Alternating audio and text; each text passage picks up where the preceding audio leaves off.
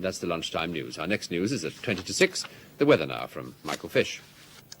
Good afternoon. Well, a real battle going on the weather charts to show you today between two completely opposing forces. First of all, we've got one of the forces is here in the north, the cold easterly winds, and then down in the south we've got mild westerly winds, and a pretty sharp dividing line, or battle zone as you might call it, depicted here by this trough of low pressure.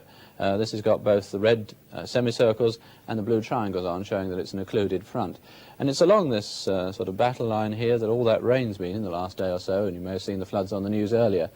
In the next day or so, nothing really is going to change very much, although there will be subtle changes.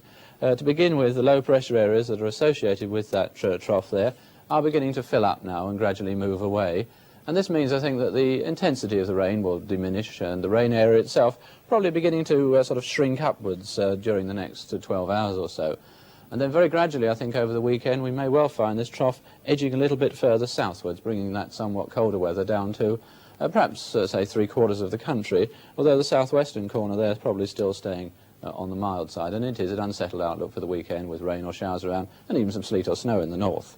Still, that is a long way off. Let's come back and put some detail on today's weather now. Well, in a way, we've got I suppose you might call it a giant sandwich over the country. We've got two bright areas, and then in between that pretty dull, wet area. Starting in the north, the first bright area is the far north of Scotland, where most places will have a little bit of sunshine this afternoon, and one or two wintry showers from time to time. And then to jump straight away down to the other bright area, which is the more southern part of the country, South Midlands, southwards to the south coast. There, most places having sunshine as well this afternoon from time to time, but one or two showers coming through, these showers more especially along the south coast and in some of these western areas.